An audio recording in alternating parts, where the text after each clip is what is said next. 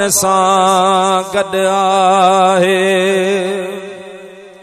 प्यारा मुसलमान भाइरो, मदीने वारे मीर जो असहाबिया हजरत अबू तलहा रज़ी अल्लाह ताला अन्हु हुन जो नालो आहे। मुंहिंजा दोस्तो 80 साल जे उम्र में अल्लाह ताला जे ज़ात बाबरकात हजरत अबू तलहा के हिकड़े बच्चे जी नेमत सां नवाज़ो। हजरत अबू तलहा के पुत्र मिलियो वा, वॾी उम्र में जो पुत्र मिलियो त सुबह मां शाम जो हजरत अबू तलहा पंहिंजे बच्चे के खणी फिरंदो आ, कुल्हे ते वियारींदो आहे, चुमंदो आहे, प्यार कंदो आ। लेकिन हजरत अबू तलहा जो ताल्लुक हिक ताजिर घराने सां हुयो। पाण वापार जे इरादे सां हलिया वया। पुछां हजरत अबू तलहा जे बच्चे जी तबियत खराब थी पई आ। प्यारा दोस्तो बुजुर्गो, हजरत अबू तलहा शाम मुल्क में वञी पहुतो आहे। साईं जे बच्चे जी तबियत खराब थी। हजरत अबू तलहा जी घर वारी हजरत उम्मे सुलैम रज़ी अल्लाह ताला अन्हा हजरत अबू तलहा ने कासिद मोकलियो त अबू तलहा जल्दी वापस मोटिया, जेड़े भी हाल में तो आहे। पंहिंजे बच्चे जी तबियत नासाज़ा, जिंदगी ते भरवसो न आहे, आखिरी मर्तबा अचे बच्चे जो दीदार करे वठ, मता इहे घड़ियूं तुंहिंजे हथां निकिरी वञन। हजरत अबू तलहा रज़ी अल्लाह ताला अन्हु के जियां जो खत पोतो आहे, पाण शाम का रवाना थिया, मदीने पाक में पहुता त मुंहिंजा प्यारा दोस्तो बुजुर्गो, असर नमाज ते हजरत अबू तलहा जो बच्चो वफात करे वयो आहे। पाण सोमणी जे टाइम ते पहुता। हजरत अबू तलहा जी घरवारी साबेरा माई, शाकेरा माई। मुंहिंजा दोस्त बुजुर्गो, पाण त एडो सब्र कई आहे जो गम के ज़ाहिर थियण न ॾिनई आ। प्यारा मुसलमान भाइरो, जे आम तरह हजरत अबू तलहा सफर तां मोटंदा हा, घरवारी पेश ईंदी ही, एड़े तरीक़े सां साईं जे लाइ मानी तैयार कई वया। हजरत अबू तलहा पाण घोड़े तां लथा, पुछण लगा मुझे बच्चे जी कीअं तबियत आ। मां फरमा लगे हाणे उनके अल्लाह पाक सुकून ऐं फरहत नसीब फरमाई आ।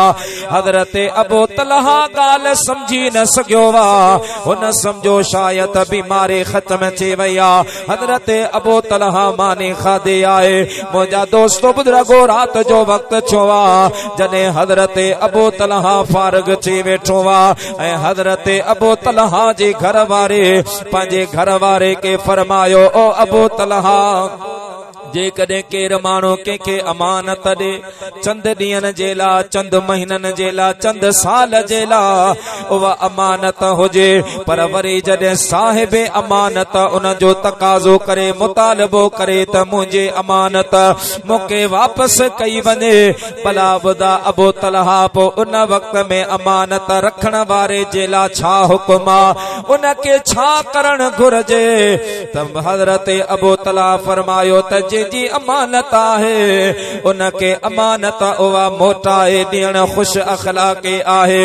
बेहतरीन इंसान जो इहो कम आहे त संदसि घर वारी चवण लगी, अबू तलहा पंहिंजो बच्चो जे 2 साल पाण सां गॾु गुज़ारियो, पा उनके खयो, उनके सां प्यार कई, उन सां मोहबत कयो, अल्लाह जी अमानत हुई।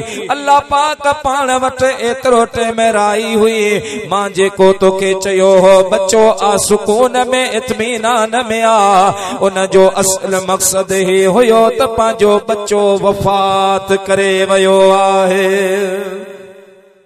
हजरत अबू तलहा गाल बुधी मुझा प्यारा मुसलमान भाइरो ज़ाहिरा बाबुआ वालिद बच्चे जे मामले में इंतहाई हसास होंदो आए प्यारा मुसलमान भाइरो पर बच्चो भी एड़ो जो 80-90 साल जी उम्र में मिले हजरत अबू तलहा मुझा दोस्तों बुजुर्गो लठ जे सहारे ते फजर जी नमाज में मदीने वारे मीर जे बारगाह में आयो आ। महबूबन करीमन जे पुठा नमाज हजरत अबू तलहा पढ़िया। जॾहिं आमना जो लाल सलाम फिरे जमात दा मोह कयो आहे।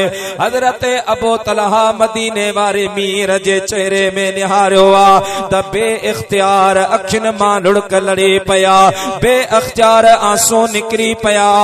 हजरत बिटाई सा फरमायो त अज पुण अखड़ियन सजन पई जा सारिया गिलन ता गोढ़न जो बूंदो बस न कल पो संदी सिक पिरियल अज लोक डिठे न लहे।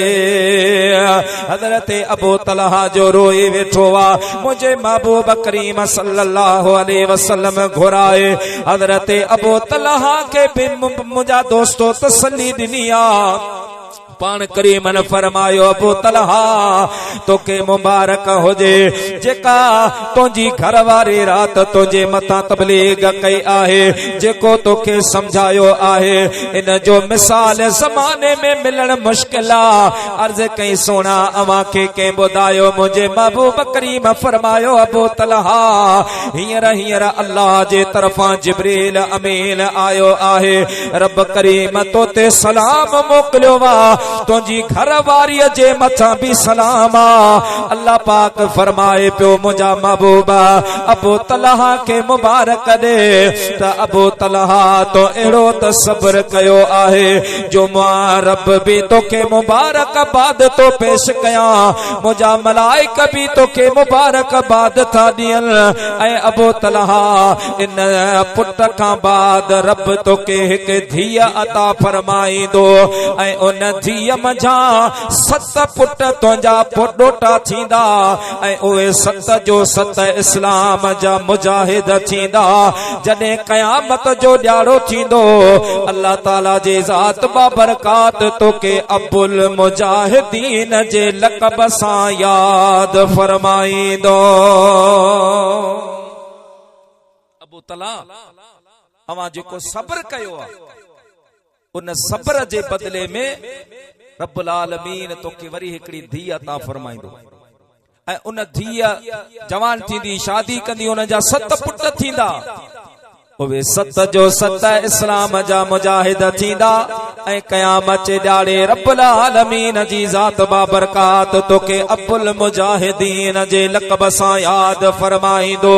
प्यारा मुस्लमानो त जॾहिं पंहिंजे औलाद जी वफ़ात थींदी आ यकीनन वालिदैन जे लाइ अज़ीम सदमो हूंदो आहे।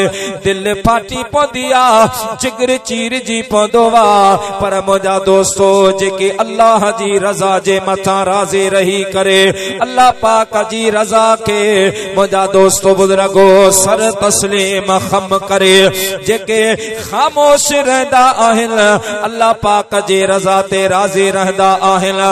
रब करीम जी ज़ात बाबरकात उन्हनि के उन औलाद जो नेमुल बदल ज़रूर अता कंदो आहे। जी हदीस पाक में मदीने जे साईं मस्तूरात में खिताब पे फरमाए ऐं तकरीर कंदे कंदे अल्लाह जे महबूब फरमायो त खुश नसीब उहा औरत आ जिनजा 2 बच्चा वफात करे विया। साईं फरमाइन पे उहा खुश नसीब आ। पंहिंजे माशरे में के माई जा के पे जा 2 बच्चा हिक बे पुठियां वञनि पांचो त बदनसीब। पर महबूब तो फरमाए जे खुश नसीब औरत जा 2 बच्चा वफात करे वञन उनके मुबारका। प्यारा दोस्तों बुजुर्गो महबूबन करीमन जे महफिल खत्म थी एक औरत उथी बीठी अर्ज के या रसूल अल्लाह या हबीब अल्लाह मुंहिंजा 2 बच्चा वफात करे वया। साईं फरमायो तोखे मुबारक। बी उथी बीठी अर्ज के मुंहिंजा सोना मुंहिंजो 1 बच्चो वफात करे वयो। पाण करीमन फरमायो तोखे भी मुबारक।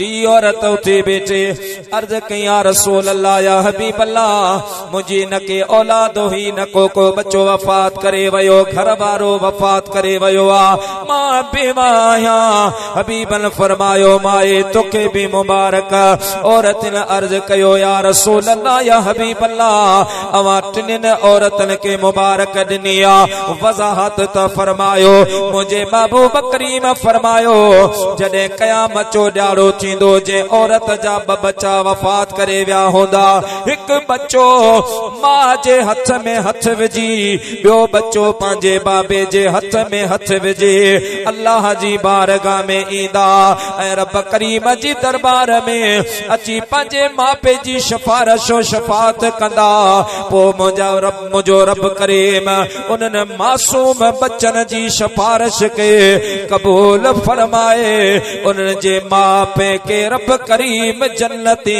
बनाईंदो आहे।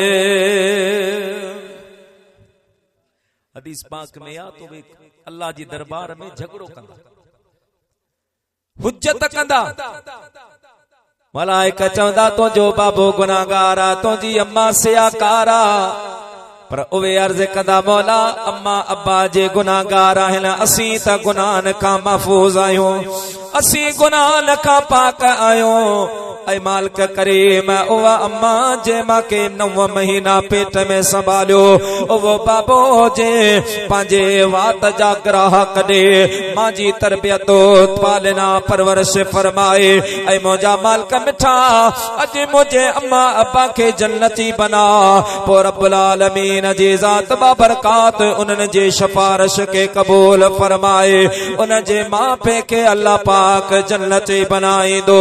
बी औरत उठी बैठे अर्ज की मुंहिंजा सोना मुंहिंजो हिकु बच्चो वफात करे वयो पाण करीमन फरमायो माई साबा बच्चे जा 2 हथ आहिनि हिकिड़ो बाबे जे हथ में हथ विझंदो ॿियो पंहिंजे अम्मा जे हथ में हथ विझे अल्लाह जी बारगाह में सिफारिश कराए पान सां गॾु जन्नत में वठी वेंदा ऐं टी औरत उठी बैठे अर्ज कई मुंहिंजा आका मुंहिंजो न औलाद हुयो न औलाद वफात करे वयो मुझे महबूब फरमायो माए तोखे भी मुबारक हुजे तोखे खबर हुअण खपे जंहिंजो केर बि न हूंदो वा उन जो मां मोहम्मद करीम वेठो आहियां। सुभान अल्लाह सुभान अल्लाह। जंहिंजो केर न हूंदो वा उन जो मां आहियां तॾहिं असीं चवंदा आहियूं गुनाहगारो न घबरायो मोहम्मद मीर वेठो आ गुनाहगारो न घबरायो मोहम्मद मीर वेठो आ कसम सां निधन कानायो कसम सां निधन कानायो मोहम्मद मीर वेठो आ गुनाहगारो न घबरायो मोहम्मद मीर वेठो आ। नारे तकबीर नारे रिसाला शाने मुस्तफा अजमते मुस्तफा। दोस्तों हीणन के बेसहारन के सीने सां लाण मुझे मदीने वारे मीर जो कम दुनिया में भी आखिरत में भी जिते अम्मा हथ कढी वेंदे जिते बाबो हथ कढी वेंदो मशर जो मैदान होंदो ओ मुझा प्यारा दोस्तों बुजुर्गो जिते सभई रिश्ता खत्म थी वेंदा जिते सभई तालुकात मुनक़ता थी वेंदा अल अखिल्लाहु यौम इज़िन बअदुहुम लिबअद अदुवुन। अल्लाह पाक तो फरमाए जॾहिं क़यामत जो ॾियारो थींदो दोस्त पंहिंजे दोस्तन जा दुश्मन थी वेंदा यार पंहिंजे यारन जा मुखालिफ थी वेंदा। मुंहिंजा प्यारा दोस्तों बुजुर्गो हिक ॿिए जे मथां गवाहियूं ऐं शाहिदियूं ॾियण लॻंदा। जॾहिं अम्मा पंहिंजे बचन खां बेज़ार हूंदी, जॾहिं बाबो पंहिंजे औलाद खां बेज़ार हूंदो, जिते केर कंहिंजे कम न ईंदो, उन मशर जे मैदान में तो जहिड़नि मूं जहिड़नि बदकारल गुनाहगारनि जो अगर बेड़ो तारींदो त आमिना जो लाल तारींदो। अल्लाह जो कसम, मां हदीस पाक में पढ़ियो त क़यामत जे ॾियारे रब करीम जी ज़ात बाबरकात कहारियत जी कुर्सी ते वेह ऐं पोइ रब पाक 70,000 साल ताईं के चेहरे जे मथां रहम जी नजर न विझे। टामे जी ज़मीन नेज़े बराबर सिज, परेशान माण्हू थींदा, हिक ॿिए में मशवरो कंदा, यार हलो हले सिफारिशी को ॻोल्हियूं। अल्लाह पाक के अर्ज करे, मालिक हिसाब कर। पो जन्नती त जन्नत, जहन्नमी त जहन्नम, मामलो हिकड़े पासे थे। पो हलंदे फिरंदे हज़रत आदम अलैहिस्सलातो सलाम वट ईंदा ऐं चवंदा, प्यारा आदम, अल्लाह पाक तोखे मस्जिदुल मलाइका बनायो वा। रब करीम तोखे पंहिंजे कुदरत वारे हथन सां तखलीक फरमायो वा। अॼु असां जे लाइ अल्लाह जी बारगाह में हथ खण। हज़रत आदम अलैहिस्सलाम फरमाइंदो, नफ्सी नफ्सी इज़हबू इला गैरी। अदा अॼु मांखे पंहिंजी लॻी पई आ के बे पासे वञो। पो हज़रत शीस अलैहिस्सलाम वटि ईंदा, हज़रत शीस अलैहिस्सलाम खां थींदा हज़रत नूह अलैहिस्सलाम वटि ईंदा। सभई नबी ईअं चवंदा, नफ्सी नफ्सी इज़हबू इला गैरी। हलंदे फिरंदे पो ये तो जहिड़ा मूं जहिड़ा, जेके जिन जे जिस्म ते कपिड़ो बि न हूंदो, जेके बुखनि उञनि जा मारियल हूंदा, जेके मुंहिंजा प्यारा दोस्तो बुजुर्गो पंहिंजे रिश्तेदारनि खां धिकारियल हूंदा। ओ परेशानी जे आलम में जॾहिं हज़रत ईसा अलैहिस्सलाम जी बारगाह में ईंदा त हज़रत ईसा अलैहिस्सलाम बि फरमाईंदो, अदा मांखे त ॿियो को बि, मां बि अवां जी मदद कोन थो करे सघां, पर अवां के हिकड़ो दर ॾसां थो, उन दर ते वञो, अल्लाह कंदो अवां जो कम ठही वेंदो। हे उहो दर आ जे दर तां कॾहिं सवाली खाली कोन मोटंदो आ। हिन दर ते जेको खाली हथ खणी ईंदो आ, उहो झोल भरे मोटंदो आहे। पोइ मुंहिंजा दोस्तो जॾहिं मशर जे मैदान जा सतायल आमना जे लाल जे बारगाह में ईंदा, हीअं सॾ कंदा ईंदा त पुनल पार तो अथई, पुनल पार तो अथई। आमिरन मोमिनन जो सोना साईं बोझन ऐं को झन किनन जो, पुनल पार तो अथई, पुनल पार तो अथई। जिते नेक साले सभई धार थींदा, हड़ई कहीं पासे गुनाहगार हूंदा।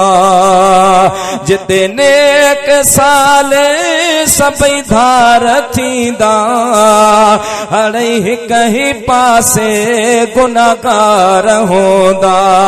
तोॾे पियो तकी दियूं, तोॾे पियो तकी दियूं, अखियूं आजिज़न जो सोना साईं बोझन ऐं को झन किनन जो, पुनल पार तो अथई, पुनल पार तो अथई।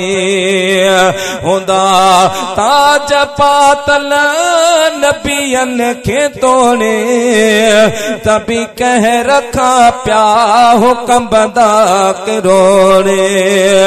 हूंदा ताज पातल नबियन खे तोड़े, तभी कह रखा प्या हुक्म बंदा के रोड़े तोड़े प्यो तकी अवामे मोहम्मद अवामे मोहम्मद अखियों निगाहों नबियन जो सोना साईं बोझन को झन किनल जो पुनल पार तो अथई पुनल पार तो हुजे। सुभान अल्लाह सुभान अल्लाह। तेरे तो जड़ा मोजड़ा गुनाहगार इंदा तो मुझो महबूब पंजे बंगले खां बाहर निकरी अल्लाह जो हबीब या हथड़ा मुबारक मथे करे फरमाइंदा अनल्लाह गुनाहगारो बदकारो छोता बे पासे धिका खाओ अचो अचो मां मोहम्मद अवां जे ला आयो आहियां मां तवां जे ला वेठो आहियां। ओ मुझो महबूब तो फरमाए मां अल्लाह जे अर्श जे सामो सजदो कंदस ऐ मां एड़ी त अल्लाह जे तस्बीह पढ़ंदस जो अव्वलीन आखिरीन का वठी कंहिं बि अहिड़ी अल्लाह जे हमद न कई हूंदी कंहिं बि अहिड़ी अल्लाह जे तस्बीह न पढ़ी हूंदी। जॾहिं मां रब करीम जी बारगाह में अर्ज़ड़ा पियो कंदुसि पोइ अल्लाह पाक मूंखे फरमाईंदो इरफ़ा रअसक या मोहम्मद ऐ मुंहिंजा प्यारा महबूब पंहिंजो सिर मुबारक मथे खण। मुंहिंजो महबूब तो फरमाए मां हुज्जत करे अर्ज़ कंदुसि मौला मां सिर न खणंदुसि मासुर न खणंदुसि। अल्लाह पाक फरमाइंदो इरफ़ा रअसक या मोहम्मद मुंहिंजा राणा पंहिंजो मथो मथे करण घुर सवाल करण अवां जो कम पूरो करण मां रब करीम जो कम आहे। मुझो महबूब अर्ज़ कंदो मुंहिंजा मौला ही मुंहिंजा गुनाहगार ही मुंहिंजा बदकार जिन मां अम्मा हथ कढी वई बाबो हथ कढी वयो जेके दुनिया में हिक ॿिए खे तसल्यो ॾींदा हा त हुन हूंदो नबी ने को कारन जे विच में जे मिलंदो त को जन वीचारन जे विच में जे मिलंदो त को जन वीचारन जे विच में न हूंदो नबी ने को कारन जे विच में जे मिलंदो।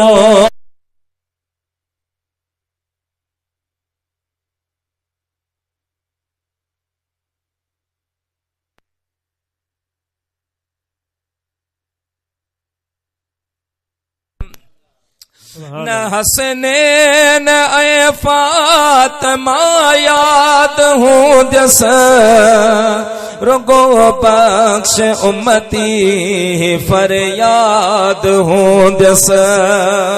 सुभान अल्लाह। न हसनैन ऐ फातिमा याद हूंदसि रुगो बख्श उम्मती फरियाद हूंदसि रुगो बख्श उम्मती फरियाद हूंदसि। कंदो अर्ज़ड़ा पियो कतारन जे विच में जे मिलंदो त को जन वीचारन जे विच में। सुभान अल्लाह सुभान अल्लाह। अल्लाह पाक फरमाए तो मुंहिंजा राणा तू सिर मथे इशारो करण तुंहिंजो कम आहे गुनाहगारन बदकारन के माफ़ करण मां रब करीम जो कम आहे। पोइ मुंहिंजा प्यारा दोस्तो उते बेरहमतुल लिल आलमीन सल्लल्लाहु अलैहि वसल्लम तुझे मुझे त सिफारिश फरमाईंदा पर मुझो महबूब करीम अव्वलीन आखिरीन जे ला बि सिफारिश फरमाए करे अल्लाह पाक के अर्ज कंदा मुंहिंजा मौला मुझे उम्मत जो हिसाब फरमा। मुझे महबूब फरमायो पो उम्मत जो हिसाब थींदो। अल्लाह जो कसम जडे तो जेड़ा मुंह जेड़ा अमा जेड़ा न पर यार मुंह जेड़ा गुनाहगार जिन जा अमल जडे खुलंदा जिन में नेकीअ जो नालो कोन होंदो जिन जा दफ्तर गुनाहन मां भरल होंदा बद अमलियो ना फरमानियो जिनजू रो गर्दानियो लिखल होंदियो जिनके मुंजा दोस्तो बुजुर्गो जहन्नम में वञण जो पूरो यकीन होंदो उनन के भी मुझो मिठड़ो मोहम्मद करीम अल्लाह का बख्शराए करे माफी वठराए करे जडे जन्नत दे रवानो फरमाइंदा मां एतरे तई हदीस में पढ़ियो वा त कयामत जे ॾियारे तुझो मुझो महबूब एडी त सिफारिश कंदो एडी त सिफारिश कंदो आम सिफारिश मुस्तफा हलंदी जो काफरन के भी उम्मीद थी पौंदी त थी सके असा के भी साईं माफ कराए छड़े काफर भी उम्मीद लगाए बीहंदा त मुमकिन आ मदीने जो मीर असा के भी माफ कराए छड़े मुझा दोस्तो मुझे महबूब फरमायो जिनजो केर न होंदो वा उन जो मां मोहम्मद आई असा तवा त साईं जे मथा ईमान आंदो आ ऐ तुझो मुझो महबूब वो आ जेको साईं फरमाए तो त कयामत ताईं जेको मुते ईमान आणींदो मां मुस्तफा उनके सुञाणंदो उन जे नाले जी खबर आ उन जी कौम कबीले ऐं ज़ात जी खबर आ केर किथां भी हुजे तो ऐं इहो भी याद रखण खपजे त हर जुमेरात हर उम्मती जो नाम अमाल बारगाह रिसालत में पेश थी या रसूल अल्लाह तां जो फलान उम्मती ही कम करे तो पान फरमायूं त हयाती खैरुल लकुम व ममाती खैरुल लकुम जा गुलामो मुझी हयाती में तवा जे ला भलाई आ मुझे ज़ाहिरी विसाल में भी तवा जे ला भलाई आ असहाबन अर्ज कयो सोना जिंदगी में त असां जे ला भलाई आहे पर वफात में असां जे ला केड़ी भलाई आ पान फरमाई अवां जा अमल मुते पेश कया वेंदा पो मां ॾिसंदुसि जिनजा अमल ठीक होंदा अल्लाह जो मां शुक्र अदा कंदुसि जिनजा अमल खराब होंदा उन्हनि जे ला मां रब जे बारगाह में सिफारिश कंदुसि अव्वलीन आखिरीन जो शाफी ऐं सिफारशी तो जो मुझो महबूब मोहम्मद आहे अल्लामा जलालुद्दीन सुयूती रहमतुल्लाह अलैह तफसीर दुर्रे मंसूर में लिखियो वा शाह यमन मुल्क जो बादशाह तुबा हम यरी हुन जो नालो वा प्यारा मुसलमान भाइरो यहूदी मजहब सां ताल्लुक रखंदो वा उनके शहर फतह करण जो जुनून होंदो हो शौक़ होंदो हो ये शौक़ थींदो मानन के के गाड़ी जो के जानवरन जो के जमींदारी जो के कारोबार जो के दुकानदारी जो असां जी सिंध में वरी कुकड़न जो शौक़ थींदा कुत्तन बिलन जा भी असां जे पासे थींदा हर के जो पंहिंजो शौक़ हुन बादशाह के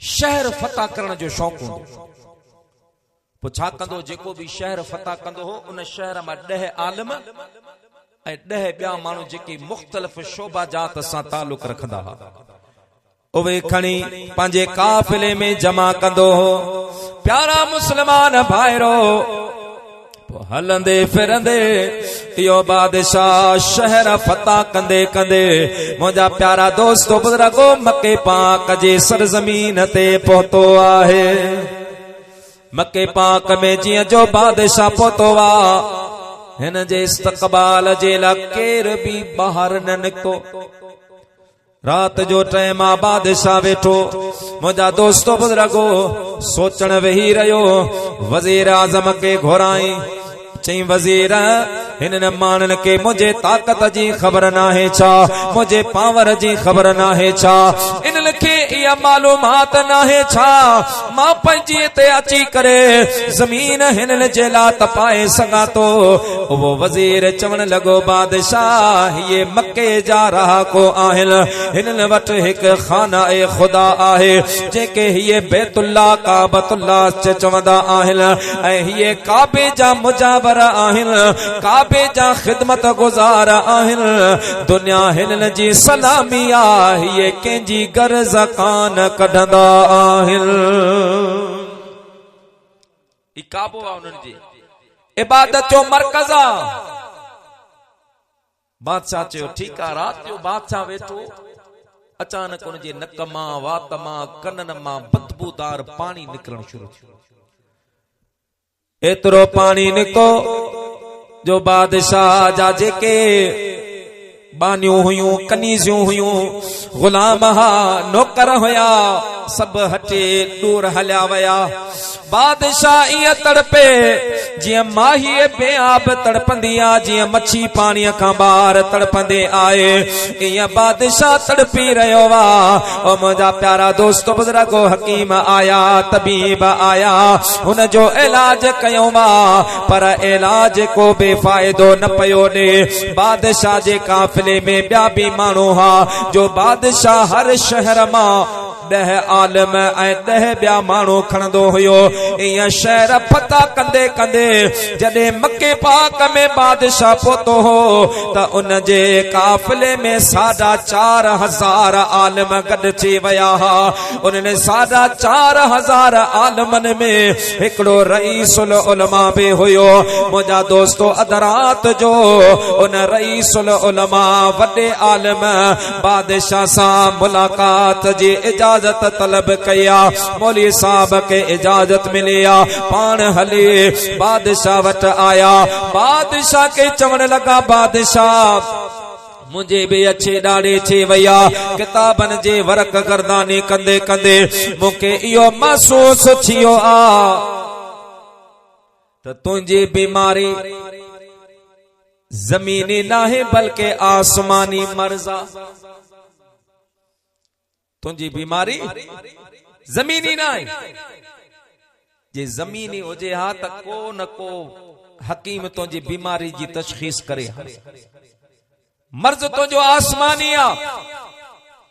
पर तोखां हिकिड़ो सवाल तो पुछां, मूंखे उन जो जवाब दे। थी सके मां तुंहिंजे दर्द जी दवा बणिजी वञा, तुंहिंजे मर्ज़ जो इलाज बणिजी वञा। बादशाह चयो, मौलवी साहब पुछ। मौलवी साहब चवण लॻो, बादशाह सच ॿुधा, मक्के में अचण का बाद में तो गलत का सोच त कान सोचे आ, को गलत इरादो त दिल में कोन रखियो आ। बादशाह चवण लॻो, हाँ मौलवी साहब, जॾहिं मक्के वारा मुझे इस्तक़बाल जे लाइ ॿाहिर न निकिता, तॾहिं मां सोचो इहो काबू मां किराए छॾियां, इन जे मुजावरनि खे मां क़त्ल करायां। आलिम सगोरो चवण लॻो, बादशाह इहा ई गंदी सोच तुंहिंजे बीमारीअ जो सबब आ। तोखे ख़बर हुअण खपे, इहो बैतुल्लाह अल्लाह जो घर आहे। हिन ते तोखां अॻियां कई ताक़तवर आया, पर फानोस बनकर जिसकी हिफाजत हवा करे, वो शमा कौन बुझाए जिसे रोशन खुदा करे। बेटा ईसा फरमायो, सर में पखी हिकिड़ो मथस मारे लख, पर जे रब जी अथस रख, त सर में घुमे सर हो। सुभान अल्लाह। सर बि चाचा हाशिम पियो चए, अवां इंतजार में आयो त मौलवी करे तो जान छॾे। आवाज को थकी पिया सो जोर सां चवे सुभान अल्लाह। भला जो को न थको आ सो चवे सुभान अल्लाह। माशाअल्लाह। प्यारा दोस्तों, आलम सगोर चयो, बादशाह मुझी तोखे सलाह इहा आहे त तू अल्लाह खां माफ़ी वठ ऐं पंहिंजे गुनाह जो इकरार कर। अल्लाह पाक खां माफ़ी वठ, मूंखे यकीन आहे अल्लाह करीम तोखे माफ़ फरमाए छॾे। बादशाह चयो, ठीक आहे मौलवी साहब, मां अल्लाह का माफ़ी तो तलब करियां। बादशाह सजदे में किरी पयो, अल्लाह पाक का माफ़ी जो तलबगार छो आ। प्यारा मुस्लमान भाइरो, अञा थोड़ी देर मस गुज़री आ, बादशाह जो वो गंदो पानी बंद थी वयो, बादशाह जा मर्ज खत्म थी वया, बादशाह जा दर्द खत्म थी वया, बादशाह जी बीमारी सेहतयाबी में तब्दील थी वई आहे। बादशाह चाक चंगू भलो चे उची बेही रहियो वा ऐं बादशाह ऐलान कयो वा त काबतुल्लाह शरीफ जे लाइ गिलाफ तैयार कयो वञे। 7 गिलाफ रेशम जा सब खां पहिरीं तुबा हुमयरी बैतुल्लाह शरीफ ते विदा। काबतुल्लाह ते रब तोखे मूंखे भी उन जी ज़ियारत नसीब फरमाए। आशिक फरमाए त काबतुल्लाह ते नजर पई, दर्द सब थी व्या खत्म, अमर अगिया जिया बचो रोए राज उतरू वंदे ॾिठम, अमर अगिया जिया बचो रोए राज उतरू वंदे ॾिठम। काबतुल्लाह ते नजर पई, दर्द सब थी व्या खत्म, अमर अगिया जिया बचो रोए राज उतरू वंदे ॾिठम, अमर अगिया जिया बचो रोए राज उतरू वंदे ॾिठम। मूं सोचो त ख़लक खुटंदी पर लखन में प्या अचन, मूं सोचो त ख़लक खुटंदी पर लखन में प्या अचन, मर्द मायूं जवान पोड़ा बार गड घुमंदे ॾिठम, अमर अगिया जिया बचो रोए राज उतरू वंदे ॾिठम, अमर अगिया जिया बचो रोए राज उतरू वंदे ॾिठम। अण मुदाए ता अंब केला खलक खाए खूब पे, छा बुधाया मां करीमन जो करम, अमर अगिया जिया बचो रोए राज उतरू वंदे ॾिठम। काबतुल्लाह ते नजर पई, दर्द सब थी व्या खत्म, अमर अगिया जिया बचो रोए राज उतरू वंदे ॾिठम। पढ़ो सल्लल्लाहु अलैहि या रसूल अल्लाह वसल्लम अलैका या हबीब अल्लाह। प्यारा मुसलमान भाइरो, तुबा हुमयरी बादशाह बैतुल्लाह शरीफ ते 7 गिलाफ चारे अॻियां हलियो, जेको हिन वक्त में तव्हां असांजे इश्क जो मरकज़ महवरा जेके मदीनतुल मुनव्वरा जे नाले सां याद कयो वेंदो वा, उन ज़माने में इते हिकिड़ो खूह हूंदो हो ऐं ही वाक़ियो मदीने वारे साईं जे आमद खां 1000 साल अॻु जो के फरमाता त 700 साल अॻु जो बहरहाल यसरब जे नाले सां खूआ 2 घर हा, खजूरनि जा बाग हा। बादशाह हली उन जगह ते पहुतो, शाम जो टाइम थी वयो। बादशाह चयो हाणे ते पानी भी आ, आराम हिते था करियो, सुभाणे हलंदासीं। रात जो बादशाह रहियो, 4,500 आलम उन सां गॾु हुया। रात जे टाइम ते उन बादशाह जे आलमन में जेको वॾो रईसुल उलमा हुयो, मुंहिंजा दोस्तो बुजुर्गो, उन जॾहिं उन सरजमीन जो जाइज़ो वरतो आ, चक्कर लगाई आ, फिरी करे अची आलमन के घुराए चवण लॻो मौलवी साहिबो, जेको मां तौरेत ज़बूर इंजील में नबी आखिर ज़मा जो निशान पढ़ियो आहिल, जंहिंजी विलादत मके पाक में थींदी, जंहिंजो गुंबद खदरा मदीनतुल मुनव्वरा में बनबो, जॾहिं पां हिन जाइ ते आया आहियूं, मूं भी हिन इलाइके जो नज़ारो कयो आ, विज़िट कयो आ, ऐं मूंखे अल्लाह न भुलाईंदो त मदीने वारे घोट जो मदीनो पाक हिते बनजणो आहे। सुभान अल्लाह। मदीनो हिते ठहियो बेन चे तो उस्ताद कीअं तो तू चवे पाण फरमे अचो तव्हांखे ॾेखारे वॾो आलिम हुयो तौरेत ज़बूर इंजील ते उनखे उबूर हो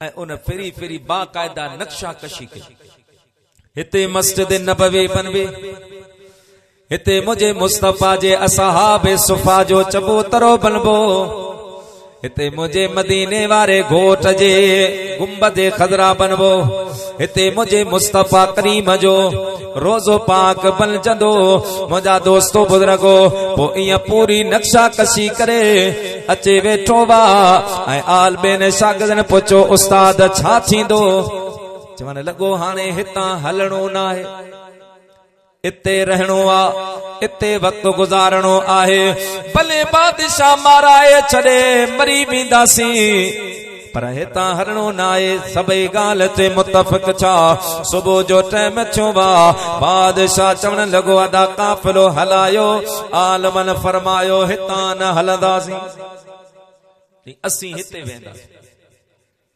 अब छो बस असां अॻियां हलण जे लाइ तयार न आहियूं वज़ीर आज़म आयो मुझा दोस्तो बुजुर्गो मुज़ाकरात जे लाइ ऐ मौलवियो अवां सां छा मसलो वा अवां वडन वडन शहरन मां फिरी आया आयो वडन वडन बेहतरीन इलाइकन मां अवां फिरी आया आयो किथे भी अवां रहण जो इरादो न कयो वा हिया तो सिर्फ पानी जो खूआ बटे हिते खजूरन जा वण आहिन बागात आहिन ॿियो कुछ न आहे केड़ी ॻाल्हि अवां के हिते वेहण ते मजबूर कयो वा मौलवी साहब चवण लॻो वज़ीर तोसां राज न बयान कबो बादशाह सां असां के मिला असां पंहिंजी ॻाल्हि उते रखंदा मुझा दोस्तो बुजुर्गो बादशाह सां मौलवी साहब जी मीटिंग कराई वई मौलवी साहब फरमायो बादशाह हिया सरजमीन मुझे महबूब मोहम्मद जो मदीनो आहे बादशाह पूछो मोहम्मद केरा सल्लल्लाहु अलैहि वसल्लम आलम सगुर चो बादशाह जे बैतुल्लाह शरीफ जे करे अल्लाह करीम तोखे शिफा सहतयाबी ॾिनी मदीने वारो मीर उन काबे जो भी काम वो महबूब न चेहा का शय कान बलजे हा बादशाह चयो मौलवी साहब अञा थोरो खुली शान ॿुधा मुंहिंजा प्यारा मुसलमान भाइरो बादशाह के आलम सगोरे चयो बादशाह जे मुझे मुस्तफा जो शान ॿुधणो अथई त पोइ मिंबर ठारा मिंबर बनायो वयो आलम सगोरो उन ते वेठो वा उन वेही करे तुझे मुझे महबूब मदीने जे मीर जो शान बयान कयो वा हबीबे दो जहां सल्लल्लाहु अलैहि वसल्लम जो जने हुन मकाम बयान कयो त बादशाह हे ओ महबूबा जो जमीन ते नालो मोहम्मद होंदो आसमान ते नालो अहमद होंदो एॾे शान वारो महबूबा जो नालो ॿुधण सां दिलियूं ठरी पवंदियूं ऐं आशिक पिया चवंदा नालो ॿुधी अव्हां जो नालो ॿुधी अव्हां जो सही अखियूं ठरियो पवन चो दिलियूं लखे अवाला जानी जुरो पवन चो नालो ॿुधी अव्हां जो नालो बुद्धि अवां जो हाँ पत्थर दिलियों बि तुंहिंजे खुलकुन अज़ीम अगिया पत्थर दिलियों बि तुंहिंजे खुलकुन अज़ीम अगिया दिल ॾई सिमेन वांगर दिल ॾई सिमेन वांगर विघ किरो गरो पवन चो दिलियो लखे अमाला जाने चुरो पवन चो नालो बुद्धि अमा जो नालो बुद्धि अमा जो पहची आवाज अगिया बिसरी वने तो सब कुछ पहची आवाज अगिया बिसरी वने तो सब कुछ मजबूर से जे मोटल मजबूर से जे मोटल आफत क्यों मरो पवन चो दिलियो लखे अमाला जाने चुरो पवन चो नालो बुद्धि अमा जो नालो बुद्धि अमा जो हिन पी रखे सहारो हित हुत अमा जो आहे हिन पी रखे सहारो हित हुत अमा जो आहे बुडलन जो तुझे सदके बुडलन जो तुझे सदके बेड़ो तरो पवन चो दिलियो लखे अमाला जाने चुरो पवन चो नालो बुद्धि अमा जो। सुभान अल्लाह सुभान अल्लाह। यारा दोस्तों आलम सगोरे फरमायो बादशाह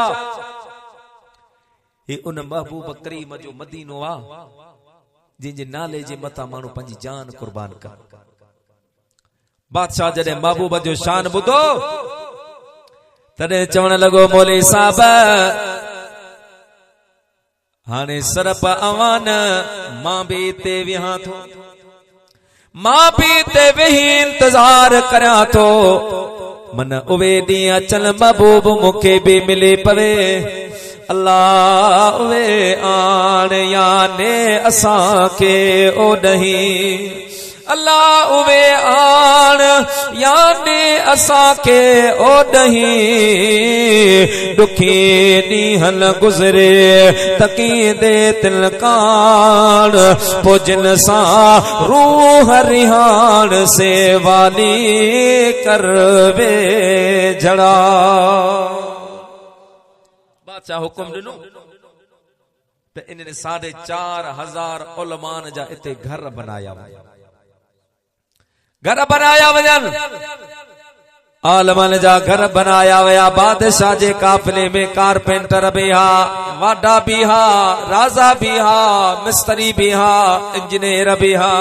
प्यारा मुसलमान भाईरो 4,500 घर बनिया इं समझो त मदीने पाक जो बुनियाद रखजी रहियो आहे। मदीने पाक जो बुनियाद रखियो वयो साल खां बाद में जडे उवे 4,500 घर बनजे तैयार थिया बादशाह हुक्म दिनो त जेके भी कारपेंटर राजा मिस्त्री इंजीनियर आहिनि उन्हनि खे मूं वटि आंदो वञे। मुंहिंजा दोस्तो बुजुर्गो सभई आया।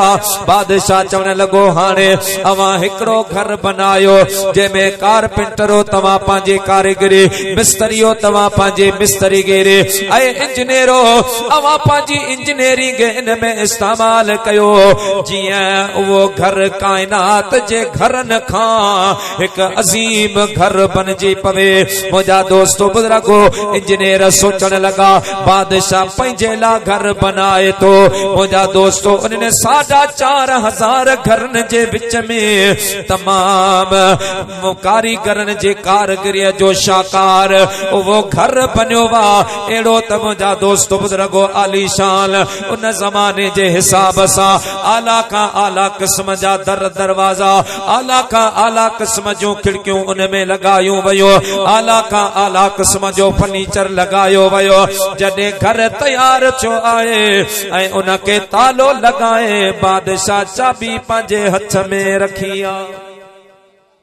ऐं जेको रईसुल उलमा हो उन वटि आयो जे मौली साहब साल मां भी वेठो आहियां, महबूब अञा आयो न आहे, मूंखे पंहिंजी सल्तनत बादशाही जा उमूर भी ॾिसणा आहिनि। हाणे मां हलां थो ऐं हिकु खत तव्हांखे लिखी थो ॾियां, इहो खत तव्हां पाण वटि रखिजो ऐं हीअ चाबियूं बि तव्हां पाण वटि रखिजो। जेकॾहिं तव्हांजी ज़िंदगी में महबूब मिले त इहो खत मुंहिंजो रसूलुल्लाह जी दरबार में पेश कजो ऐं हीअ चाबियूं बि तव्हां मदीने वारे जे हवाले कजो जो मां ही जेको घर बनायो आहे इहो रसूलुल्लाह सल्लल्लाहु अलैहि वसल्लम जे लाइ मां बनायो। एस ताईं न घर जो दरवाजो न खुले जेस ताईं मुंहिंजो महबूब न वेहे। प्यारा दोस्तो, पोइ बादशाह चवण लॻो मौली साहब अगर तुंहिंजी ज़िंदगीअ में महबूब अचे त ठीकु आहे, अगर तुंहिंजी ज़िंदगीअ में न अचे त तूं पंहिंजे औलाद खे वसियत कज, अगर उन्हनि जी ज़िंदगीअ में अचे त ठीकु आहे, न त उहे पंहिंजे औलाद खे वसियत कनि ऐं मुंहिंजो खत महबूब ताईं पहुचाए जो। उन खत में लिखियल छा हुयो?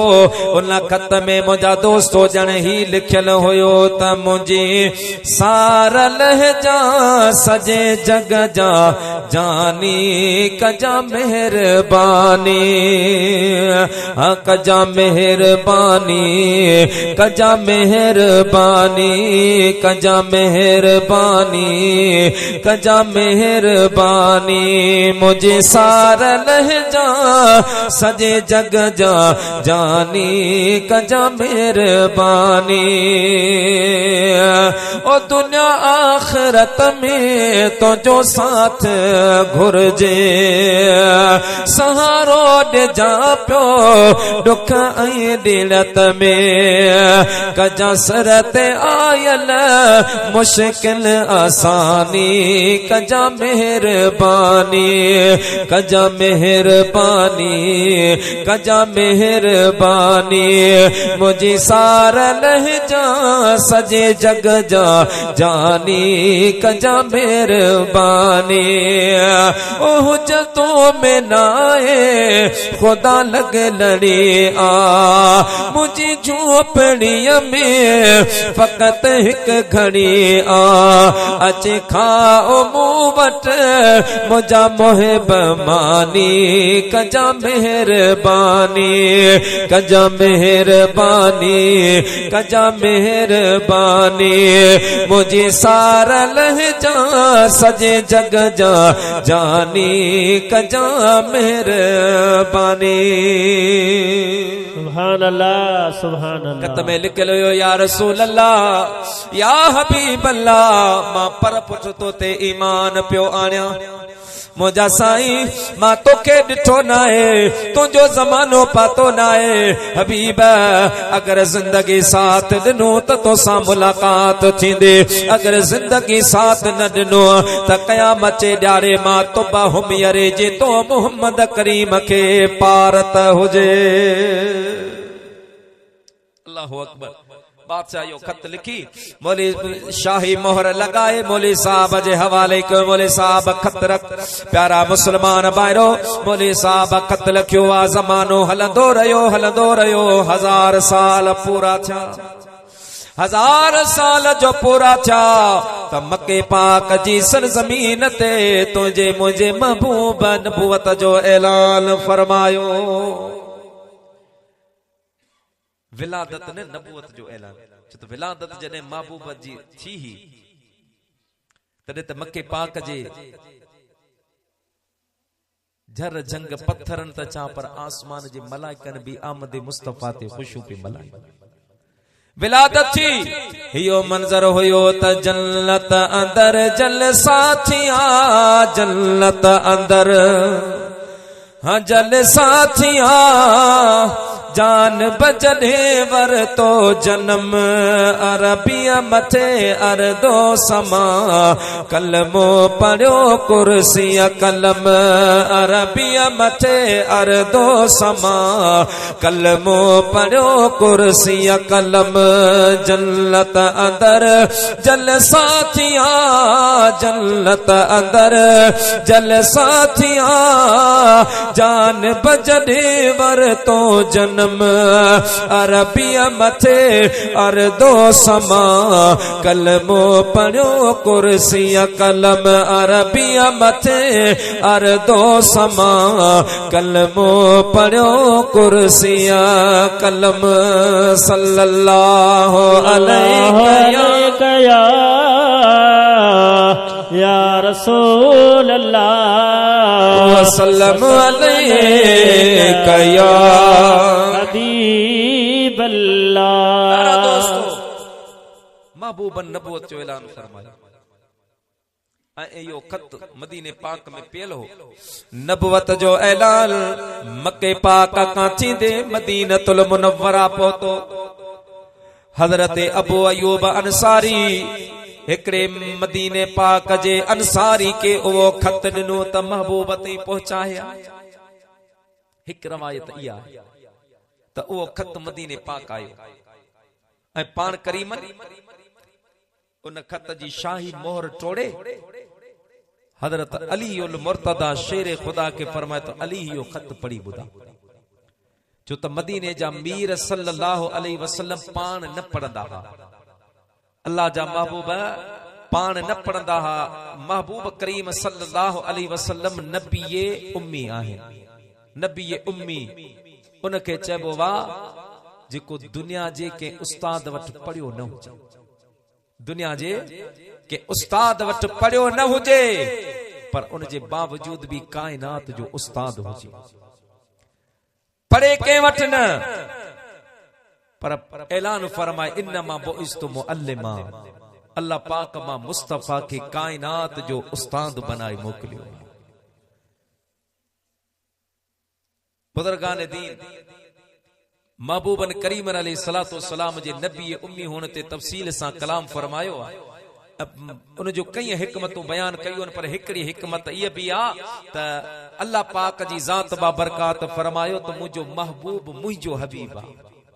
मां रब नथो चाया त दुनिया जे के उस्ताद वट पढ़े जो त उस्ताद वट महबूब पढ़ंदो त उस्ताद जो अदब करणो पवंदो। उस्ताद जा हथ चुमणा पवंदा। उस्ताद जी जुती खणी पवंदी। उस्ताद जे साम्हूं दोज़ानो चे वेहणो पवंदो। उस्ताद जो सलाम भरणो पवंदो। ओ मुंहिंजा प्यारा दोस्तो बुजुर्गो छो त उस्ताद उस्ताद आ। मुझे मदीने जे मीर फरमायो अल अबाउ सलासुन मन वलदक मन ज़व्वजक व मन अल्लमक व खैरु अबाउकुम मन अल्लमक। मुझे महबूब फरमायो हर माण्हू जा टे पे होंदा आहिन। हिक हकीकी बाबा ॿियो जे धीअ ॾिनी यानी सुसर ऐं टियों अवां जो उहो भी बाबो वा जे अवां खे इल्म पढ़ायो आहे। ऐं उस्ताद कंहिं भी शोबे जो हुजे याद रखो चाहे वो मदरसे जो हुजे चाहे वो स्कूल जो हुजे चाहे वो कॉलेज या यूनिवर्सिटी जो हुजे या आम के हुनर जो उस्ताद हुजे। तारीख गवाह आहे जिन भी शागिर्दन पंजे उस्ताद जो अदब कयो अल्लाह करीम उन्हनि खे ओतिरो वधाए। चाहे वो को मैकेनिक हुजे को वो दर्जी हुजे को मुंहिंजा दोस्त बुजुर्ग हो या के बे शोबे जो हुजे को ड्राइवर हुजे पर जे भी उस्ताद जो अदब कयो उन शोबे अंदर अल्लाह करीम उनके महारत अता फरमाई। एड़ी तरह इस्लामियात में जिन शागिर्दन उस्ताद जो अदब कयो खिदमत कई अल्लाह करीम उन जे मथा इल्म ऐं हिकमत जा मुंहिंजा दोस्तो बुजुर्गो रब करीम जी ज़ात बा बरकात नुज़ूल फरमाए छॾिया। अल्लाह पाक फरमायो ऐ मुंहिंजा प्यारा महबूब मां नथो चाहियां जो तूं कंहिंजे साम्हूं झुक हलिया।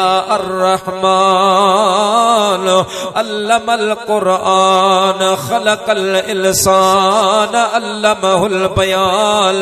ऐ मुझा प्यारा महबूबा हलिया मां तो के पान तो पढ़ाया मां कान वमा यकून जो इल्म तो दिया मुझा मुस्तफा तो तू मो रब जे सामो झुक ऐ पूरी कायनात तो मोहम्मद जे दरजे सलामी हुजे। हज़रत अली से पढ़ियो ऐं पाण करीबन फरमाए त असां तुबा खे पंहिंजी गुलामी में क़बूल फरमायो।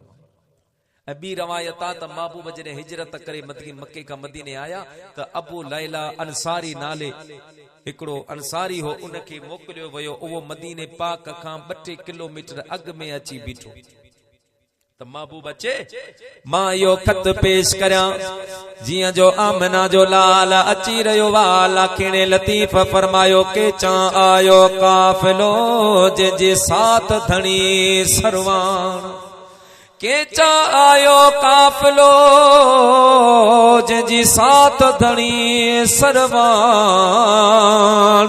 वार वटे वागो कया पवा हूंद पलहान पो जेड़ो पुनो पान तेरी सिटा साथ जी के चा आयो काफ़िलो जिनजी तरह मुचारे तो सिंगारियो सैयद चए करहा मजा कोड हाणे लख लहे पई लोड जी जातिल जतन जे।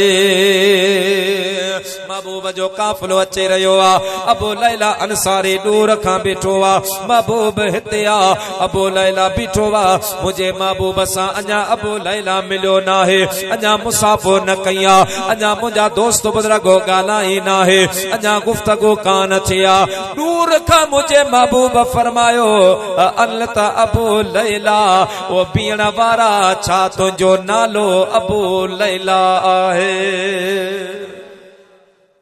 अबा तो अबू लैला आई जी हाँ या रसूल अल्लाह। महबूबन फरमाया हल माका किताबो तुबिल छा तो वट तुबा हुमयरी जो खत भी आहे।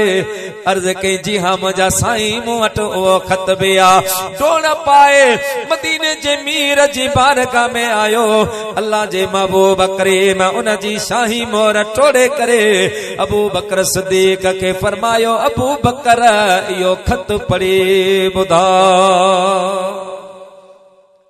महबूब पाक सल्लल्लाहु अलैहि वसल्लम मक्के का चंद मदीने का चंद मेलन जे फासले ते हा मदीने पाक में हिकड़ो मुर्स मानू उथी पियो उन चयो त असां गैर लोकलन के पंहिंजे मदीने में रहण न ॾींदासीं। मदीनो असांजो आ ॿाहिरियों माण्हू मदीने में न अचे।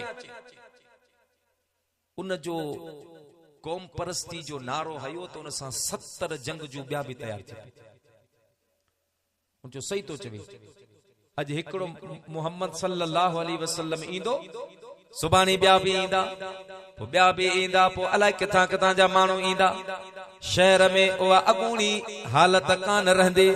मुंहिंजा दोस्तो बुज़ुर्गो 70 जंग जो तैयार थिया मुझे महबूब करीम जे रस्ते रोकण जे लाइ निकिता तीर कमान खणी अल्लाह जे हबीब करीम जे दरबार जो रुख कयो अथन। प्यारा मुसलमान भाइरो वो जेको उन्हनि जो अगवान सरदार हुयो अॻियां अॻियां उहो पियो हले पुठियां उन जा ॿिया जेके जंगजू हा उहे अचनि पिया तेज रफ़्तार घोड़नि सां। जे वक़्त में मुझे मदीने वारे मीर जी निगाह इन काफ़िले वारनि जे मथां पईया मुझे महबूब करीम उन जे मथां गौर सां जो नज़र विधी जंहिंजे लाइ आशिक फरमाए त तुंहिंजी घूर सजण। ऐं हर शेर पढ़ंदो या मूंखे सुठो लॻंदो पर ही जेसियां न पढ़ंदो या मूंखे सुकून न ईंदो लफ़्ज़ निहार फरमाए तो तुंहिंजी घूर सजण कईं घाए विधा तुंहिंजी नाज़ अदा कईं नमाए विधा तुंहिंजी घूर सजण।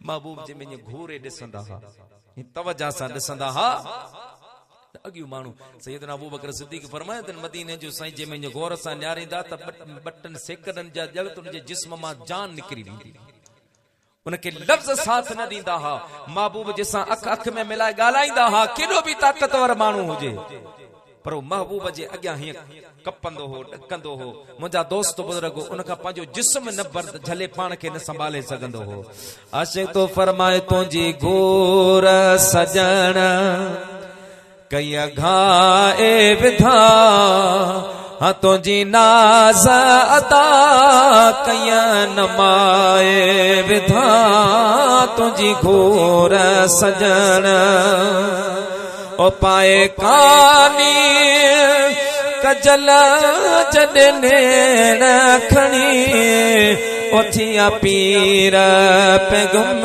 पर तुझे पेरे पड़ी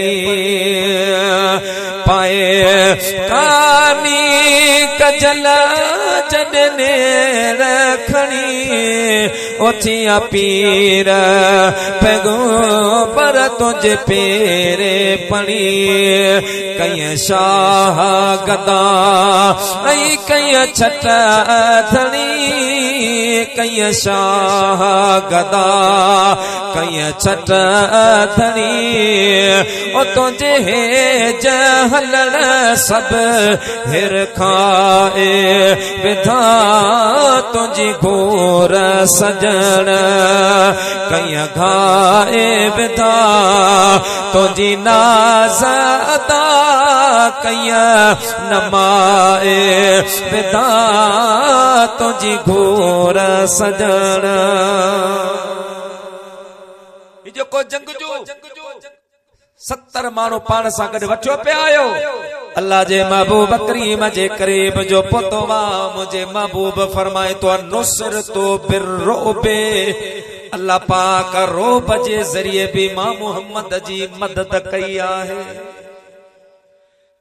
साईं करीम जो एतिरो तो रोब हूंदो हो जो अल्लाह जा महबूब वेठा मदीने पाक में हुंदा महीने जे पंध जे फासले ते कम को काफर बादशाह सुकून जी निंड सुम्ही न सघंदो उनखे रात जो छिरक पवंदा हा त मता मोहम्मद पंहिंजे असाबनि सां गॾु अची न वञे महबूब जो रोब अल्लाह जे महबूब करीम जेके 70 माण्हू रस्तो रोकण पिया आया उन्हनि खां पोइ फरमायो त अवां कीअं आया आहियो जेको उन्हनि जो अॻवान हुयो उन जे हथ मां तलवार किरी पई बाहूं ॿधे अर्ज़ करण लॻो सोना तुंहिंजे इस्तक़बाल जे लाइ अची रहिया आहियूं तोखे वठण जे लाइ आया आहियूं मुंहिंजा महबूब असां चयो महबूब अकेलो अचे त ईअं न महबूब के असां इस्तक़बाल करे वठी हलो मुंहिंजा दोस्त बुज़ुर्गो पोइ हाणे अॻियां अॻियां तुंहिंजो मुंहिंजो हबीब हली रहियो आहे ऐं पुठियां उहे जंग जो प्रोटोकॉल जे तरह मुंहिंजे महबूब खे वठी पे आया जॾहिं मदीने पाक में दाख़िल छा उते नंढियूं नंढियूं न्याणियूं बीठियूं हुयूं जिन मुंहिंजे मुस्तफ़ा जो इस्तक़बाल कयो तल अल बदरो अलैना जे अंदाज में जण उहे न्याणियूं पियूं चवनि त मुंहिंजा जान बजल वन वारा वल्लैल जे ज़ुल्फन वारा सद बार वञा मां सदको मुंहिंजा कामिल कुर्बन वारा सद बार वञा मां सदको मुंहिंजा कामिल कुर्बन वारा ही ॾींहुं बणियो ऐं रात बणी कुल तुंहिंजे करे काइनात बणी कुल तुंहिंजे करे काइनात बणी लौला कजे लक़बन वारा वल्लैल जे ज़ुल्फन वारा सद बार वञाए मां सदको मुंहिंजा कामिल कुर्बन वारा सुभान अल्लाह सुभान अल्लाह मदीने पाक में दाखिल थिया हाणे हर को चवे त साईं मुंहिंजो महिमान थी हर को चवे सोना मुंह वठ हलो पाण करीमन फरमायो त मां कंहिंखे फ़ौक़ियत ॾियां के मां नजर अंदाज करया हण फैसलो छडियो ता उठणीअ जे मथा पान करीमल पांजे उठणीअ जी महार उठणीअ जे पुठीअ जे मथा रखिया अल्लाह जा महबूब वेठा रहिया प्यारा मुसलमान भाइरो उठणी हलंदी रहिया जिए को मानू का के शय के तलाश करे ये उठणी हुन दर में मोहणे हुन में मोहणे हुन में मोहणे हलंदे हलंदे उठणी हजरत अबू अयूब अल अंसारी जे उन कोट में आईया जे कोट में अज का 1000 साल पेरी तुबा हम यरी मुझे मुस्तफा जे ला घर बनायो हो उठणी होते अची वेठी हजरत अबू अयूब अंसारी व चाबी मुझे महबूब जे हवाले कई अमूमन चयो विंदो त हजरत अबू अयूब अल अंसारी मेजबान रसूल आ पर हकीकत में मुझो महबूब पंहिंजे घर में पाण अची तशरीफ फरमा थी मुझो मुस्तफा कंहिंजो मेजबान आहे मेहमान आहे पूरी कायनात मुझे मुस्तफा जे दर जी मेहमान आहे मुझो हबीब कायनात जो मेजबान आ ओ मुझा प्यारा मुसलमान भाइरो त तुझो मुझो महबूब करीम सल्लल्लाहु अलैहि वसल्लम अव्वलीन जो भी शाफिया आखिरीन जो भी शाफिया तुझो मुझो भी हामी ऐ मददगार आहे मुझे मदीने जे मीर फरमायो जो केर न होंदो वा उन जो मां मोहम्मद करीम आया मुझा प्यारा दोस्तों मुझे मदीने जे मीर जो बच्चो आ हजरत इब्राहिम रज़ी अल्लाह ताला अन्हु अम्मा मारिया जे शिक में अतहर मां पैदा थियो वा मुझा दोस्तों अञा नंढो आए जने अल्लाह जी दरबार में रब करीम घुराए वरतो अल्लाह जा महबूब करीम हजरत इब्राहिम के जन्नतुल बकिया में दफन करे वापस जो मोटी आया हजरत अबू बकर सिद्दीक फरमाए पयो मां मदीने वाले साईं जे पासे में बैठो हुयस अल्लाह जा महबूब करीम इं पे रुना अखिन मां इं पे नीर वया जी सावण जी बरसात वसदे आए मां बाहों बदी अर्ज कयो मुझा आका अवा त रुअण का मना कई आहे अज तवा पान रोई रया आयो आमना जे लाल फरमायो अबू बकर यार बच्चन जो विछोड़ो डाढो दुखियो होंदो आहे औलाद जो विछोड़ो डाढो हैबतनाक होंदो वा करबनाक होंदो वा अबू बकर दिल फाटी पौंदी आहे चेल भजी पौंदी आ मां मुस्तफा जेको मना कई आहे वो सीने ते हथ हण का मना कई आ वार पटण का मना कई आ कपड़ा फाड़न का मना कई आहे ऐ जमीन ते धक हण का मना कई आहे अबू बकर प्यारा जेको अख मां लुड़क निकरंदो वा वो ज़हमत नाहे बल्कि अल्लाह पाक जी रहमत आहे बच्चे जो बिछोड़ो पान करीम पान के संभाले जो घर वया त हजरत इब्राहिम जी अम्मा कायनात जी अम्मा उम्मुल मुमिनीन सैयदा अम्मा मारिया रोई रही मां हुई मदीने जे साईं फरमाए मारिया न रो अल्लाह जी शय हुई अल्लाह वठी रब तोखे उन जो बदलो दींदो साईं तसल्ली दिनी पान करीम बाहर वया वरी कुछ देर बाद मोटी आया अम्मा मारिया वरी रोई मदीने जे साईं वरी तसल्ली दिनी पान वरी बाहर वया वरी जो मोटी आया अम्मा मारिया रोई रहिया मुझे मदीने जे मीर फरमायो मारिया मां तो के 2 मरतबा फरमायो 3 मरतबा फरमायो त न रो अल्लाह जी शय हुई अल्लाह घुराए वरतिया पर तो जो रुवण बंद न थो थे हाने जे बुधी तमा मुस्तफा तो के बुधाया अर्ज कया का इरशाद फरमा मुझे महबूब फरमायो ओ मारिया जिया सा तुझे बच्चे के जन्नतुल बकिया में रखो वा असा मथा मिट्टी वारा है वापस थियासो अल्लाह ताला जी जात बा बरकात तुझे बच्चे के जन्नतुल बकिया मा कढाए करे जन्नतुल फिरदौस में हजरत इब्राहिम खलीलुल्लाह जे झोल में विहारियो वा गोद में विहारियो वा ओ मारिया अगर तो दिसन चाहिए तमाम मोहम्मद तोखे दिखारण जे लाबे तैयार आया अम्मा मारे अर्ज कयो सोना बस मां ॾिसां बि कोन थी रोआं बि कोन थी। साईं फरमायो ॾिस न, अर्ज़ कई मुंहिंजा साईं मूंखे बच्चो प्यारो आहे पर ईमान उन खां वधीक प्यारो आहे। साईं फरमायो मारिया ईमान। अर्ज़ कई साईं जॾहिं तव्हां चयो आहे त जन्नत में वेठो आहे त बस मुंहिंजो ईमान वेठो आहे। हाणे जे मां चवां त मूंखे ॾेखार त उन जो मतिलब इहो थींदो त मूंखे अवां जी ॻाल्हि ते भरवसो नाहे, तॾहिं मां ॾिसण पई चाहियां। पोइ मुंहिंजा दोस्तो इन हदीस पाक जी तशरीह में आलमन सगोरन फरमायो आहे त मदीने वारे मीर जे सदके जंहिंजो बचपन में बच्चो वफात थींदो वा उन जा मिट माइट मुंहिंजा प्यारा दोस्त बुजुर्गो उनके बज़ाहिर त ज़मीन में दफन करे मोटंदा आहिनि। अल्लाह ताला जी ज़ात बाबरकात उनके उन कब्र मां कढाए जन्नत में मदीने वारे मीर सां गॾु रहींदो आहे।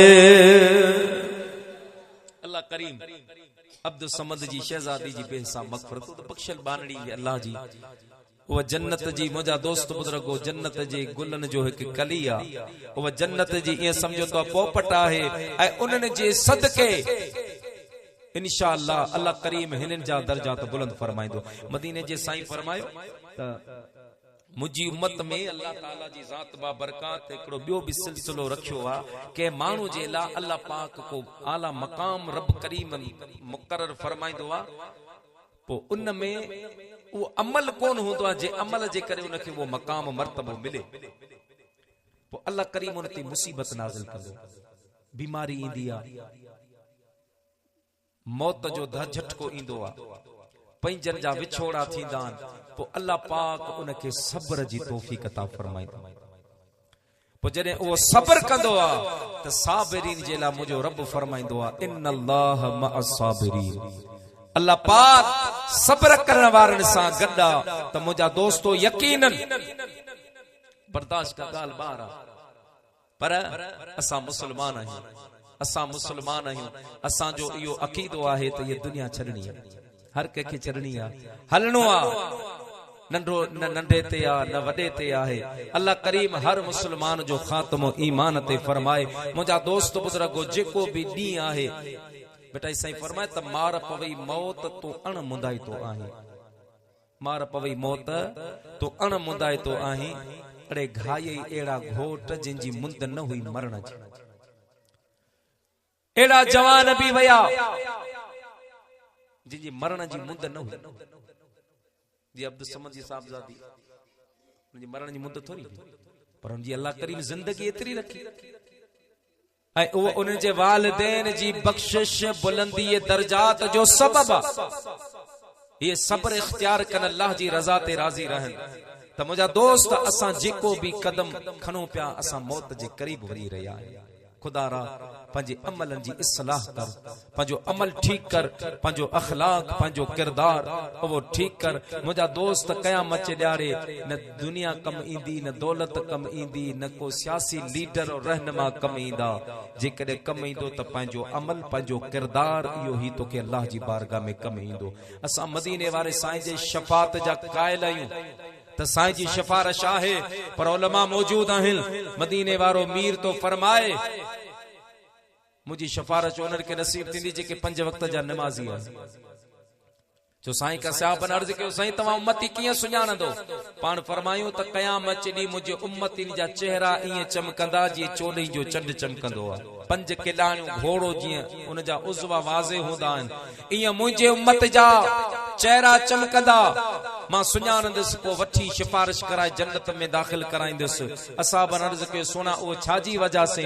पाण करीमन फरमायो उहे निमाज़ पढ़ंदा, निमाज़ जी वजह सां उन्हनि जा चेहरा चमकंदा, उन्हनि जा चेहरा रोशन ऐं मुनव्वर हूंदा।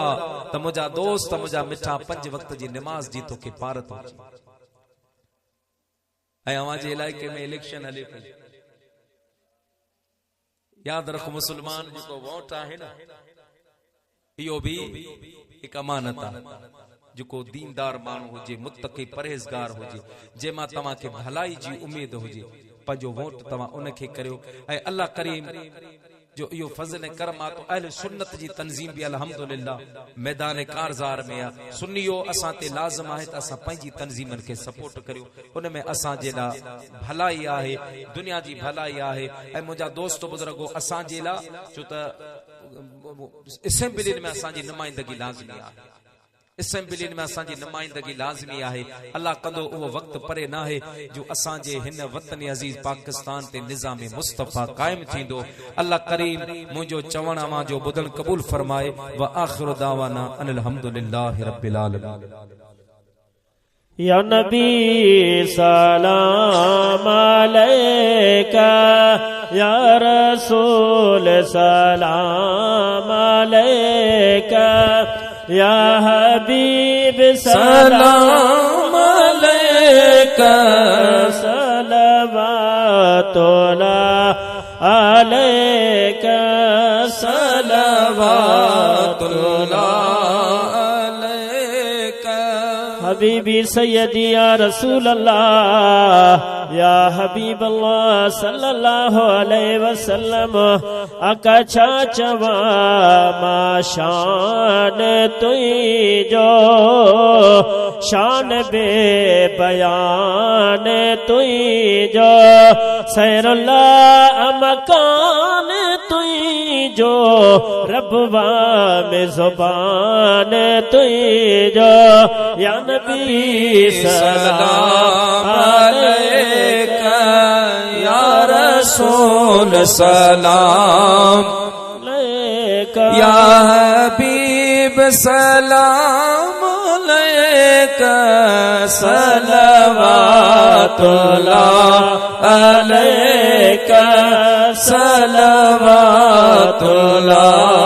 अलैका सलातु वस्सलाम अलैका या रसूल अल्लाह व अला आलिका व अस्हाबिका या हबीब अल्लाह अल्हम्दुलिल्लाहि रब्बिल आलमीन वल आक़िबतु लिल मुत्तक़ीन वस्सलातु वस्सलामु अला अशरफिल अंबिया वल मुरसलीन अल्लाहुम्मा रब्बना तक़ब्बल मिन्ना इन्नका अंतस समीउल अलीम व तुब अलैना इन्नका अंतत तव्वाबुर रहीम या इलाहुल आलमीन या रहमान रहीम रब जो कुछ जिक्र खैर चो तिलावत थी नाशरी थी वाजो नसित चो ये एहतमाम इंतजामात ये खैर खैरात चो मुझा करीम रब पंजी बारगाह में कबूल फरमा सवाब हदियतन तोहफतन अकीदतन अदबन एहतरामन मदीने वारे गोट जी बारगाह में पेश करूं दा कबूल फरमा साईं जे वसीले सा साईं जो तमाम आल औलाद अहल बैत अज़वाज मुतहरात के बख्शो ता कबूल मंजूर फरमा बिलखुसूस या अल्लाह ओ मुझा मेहरबान रब अजो के हिन पाक तकरीब सईद जो सवाब मरहुमा मगफूरा अब्दुल समद जी शहजादी